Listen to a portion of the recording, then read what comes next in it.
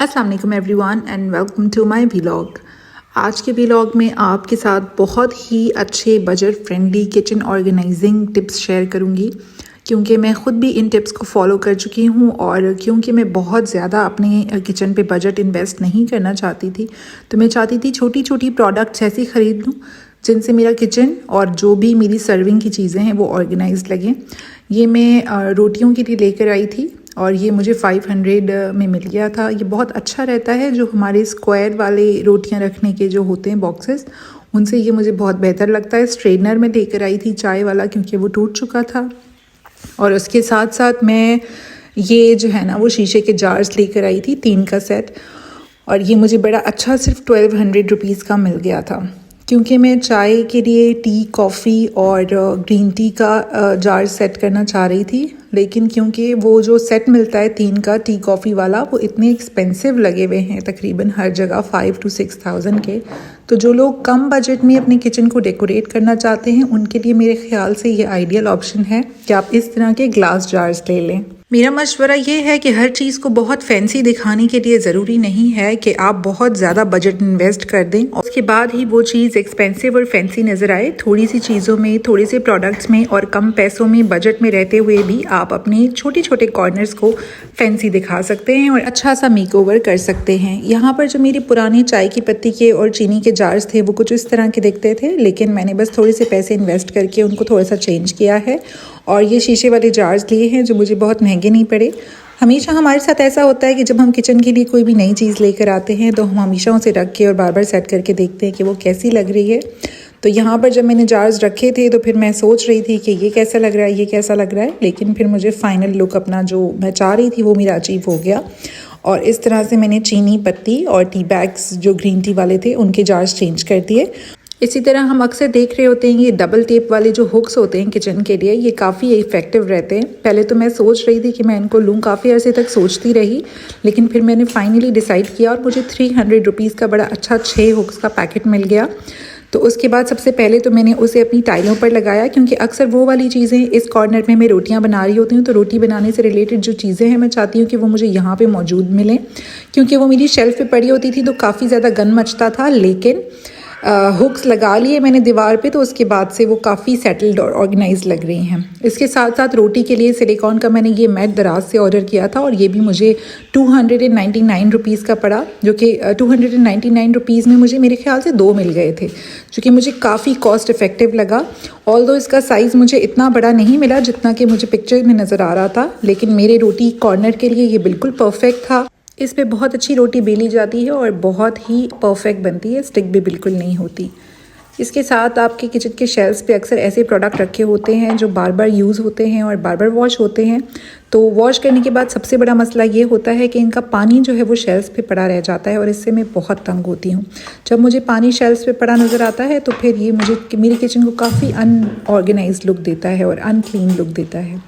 इसके लिए मैंने ये वाटर रेजिस्टेंट मैट जो है वो दराज से ऑर्डर किया था, जो कि मुझे काफ़ी अच्छा पड़ा, लेकिन ये मैंने थोड़ा जल्दी ऑर्डर कर लिया था। आजकल इसके बड़े अच्छे प्रिंटेड वर्जन भी आ रहे हैं। मैंने तो ये ब्लैक कलर में मंगवाया था, लेकिन अगर मेरी पहली नज़र प्रिंटेड वाले वर्जन पे पड़ती तो मैं शायद प्रिंटेड ही मंगवाती। लेकिन ये ओवरऑल मुझे काफ़ी अच्छा पड़ा था, रीज़नेबल था, 500 रुपीज़ तक का मिल गया था। और जो भी मेरी ऐसी चीज़ें हैं जो कि बार बार वॉश हो रही होती हैं और पानी छोड़ रही होती हैं, उनको मैं इस मैट के ऊपर रख देती हूँ, तो इससे किचन क्लीन रहता है और नीचे शेल्फ्स पे पानी भी नहीं पड़ा रहता। और इस तरह से जो चीज़ें मुझे डीफ्रॉस्ट करनी होती हैं वो भी फिर मैं रख देती हूँ। इस तरह ये जो किचन की हुक्स वगैरह हैं जिनकी मैं पहले बात कर रही थी, इनको वॉल्स पर जो भी आपको कॉर्नर एम्प्टी नज़र आए वहाँ पर वैसे ही एहतियातन लगा कर रख लें, क्योंकि आपके जो टॉवल्स वगैरह हैं किचन के, या इसके अलावा जो आपका एप्रन है, या ऐसी और भी बहुत सारी चीज़ें होती हैं किचन में जो आपको बहुत हैंडी चाहिए होती हैं, तो उनको टांगने के लिए आपको ये हुक्स बहुत ज़्यादा काम आते हैं। ये छोटी छोटी चीज़ें और छोटी छोटी इन्वेस्टमेंट आपके किचन को काफ़ी नीट लुक दे सकती है। स्पेशली अभी ईद ख़त्म हुई है तो काफ़ी इसके बाद जो है वो मैस मचता है, किचन वगैरह काफ़ी गंदे होते हैं। पूरे रमज़ानों में थ्रू आउट हम कुकिंग कर रहे होते हैं, तो किचन को क्लीन रखने की, साफ़ सुथरा रखने की जो सबसे स्पेशल और बेस्ट टिप यही है कि जो आपके बर्तन होते हैं उनको आपने टाइमली क्लीन करके रखना होता है। मैं मोस्टली अपने व्लॉग्स में इस बात के ऊपर टिप दे रही होती हूँ, लेकिन यहाँ पर मैं ख़ास तौर पर आपको ये बताऊँ कि ये जो बर्तन होते हैं ना, ये बहुत ज़्यादा मैस मचाते हैं आपके किचन में। तो यहाँ पर किचन को नीट और ऑर्गेनाइज रखने के लिए जो मेरा टिप नंबर 6 है वो यही है कि टाइमली बर्तनों को इस तरह से नीट कर लें। गर्म पानी से नीट कर लेंगे तो बर्तन बहुत अच्छे धुलते हैं।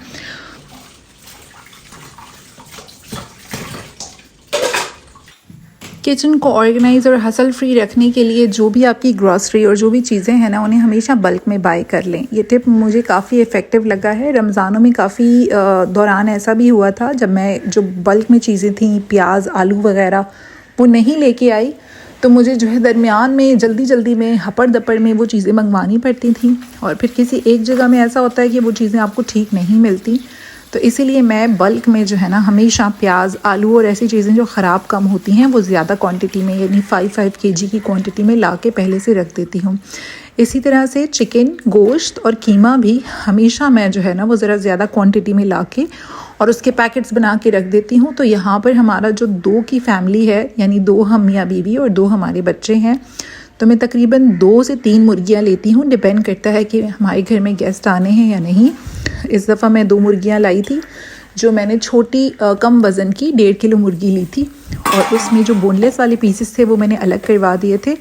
उन बोनलेसेस वाले पीसेस में भी मैंने 2 हिस्से बनाए थे।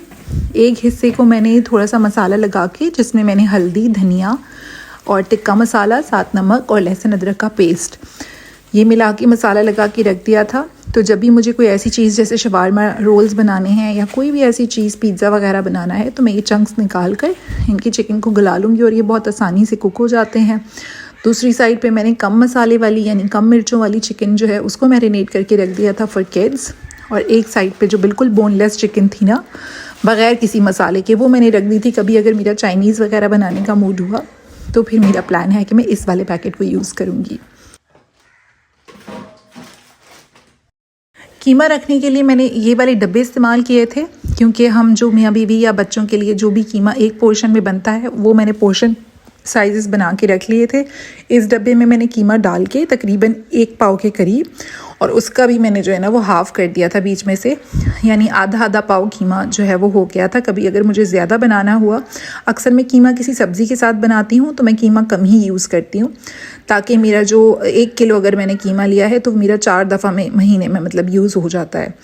अगर उससे ज़्यादा का भी यूज़ करना हो तो फिर ज़्यादा भी ले लेते हैं, लेकिन कीमा और गोश्त आजकल इतना ज़्यादा महंगा हुआ है तो मैं एक साथ फिर बहुत ज़्यादा नहीं लेके आती। 1 kg कीमा तकरीबन हमारे लिए इनफ होता है, अनटिल अनलेस कोई बहुत ज़्यादा मेहमानदारी ना हो रही हो। और इसके अलावा ज़्यादा मैं प्रेफर करती हूँ कि जो गोश्त होता है वो फिर मैं थोड़ा ज़्यादा ले लेती हूँ, 2.5 किलो ले लेती हूँ या कभी 3 किलो ले लेती हूँ।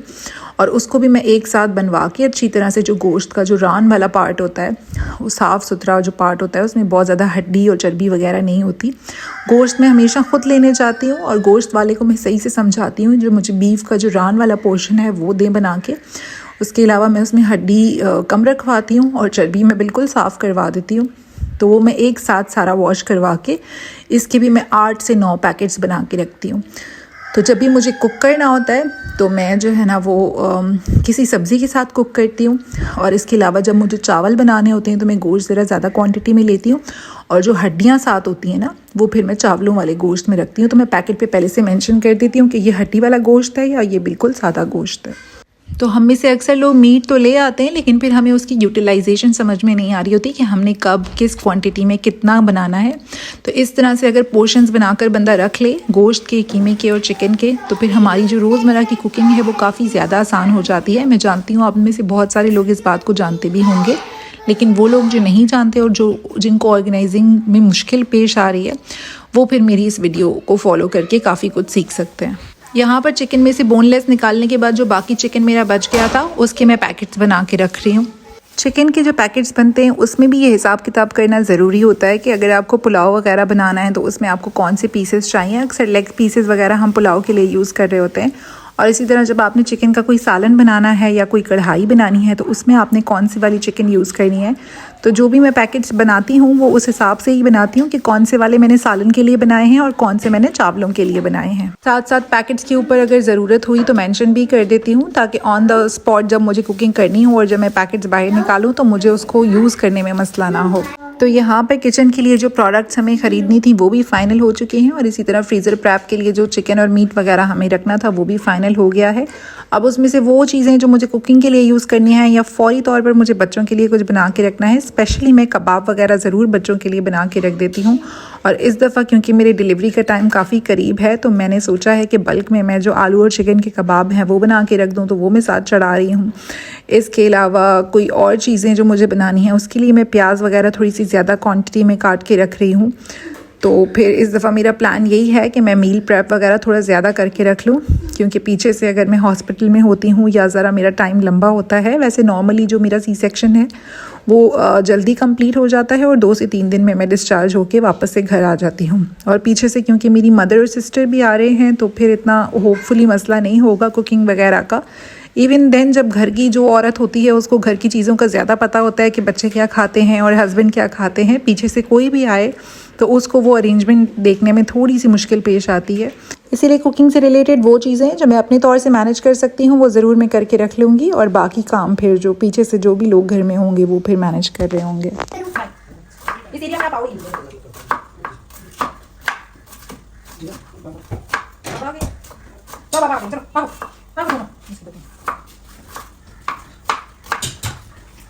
तो बस ये मेरा आज का वीलॉग था जिसमें मैंने थोड़ी बहुत अपनी किचन ऑर्गेनाइजेशन से रिलेटेड चीज़ें आपके साथ शेयर की। आई होप आपने लाइक किया होगा। मेरे चैनल पे मौजूद दीगर वीडियोस को भी ज़रूर देखिएगा और अगर चैनल पर नए हैं तो चैनल को सब्सक्राइब करना ना भूलिएगा। अगले वीलॉग में इंशाल्लाह मुलाकात होगी। अपना जो भी न्यूबॉर्न की रूटीन है और जो न्यूबॉर्न की पैकिंग है और जो भी मेरे हॉस्पिटल के मराहिल होंगे, कोशिश करूँगी कि ज़्यादा से ज़्यादा क्लिप्स आपके साथ शेयर कर सकूँ। अपना बहुत ख्याल रखिएगा। अल्लाह हाफ़िज़।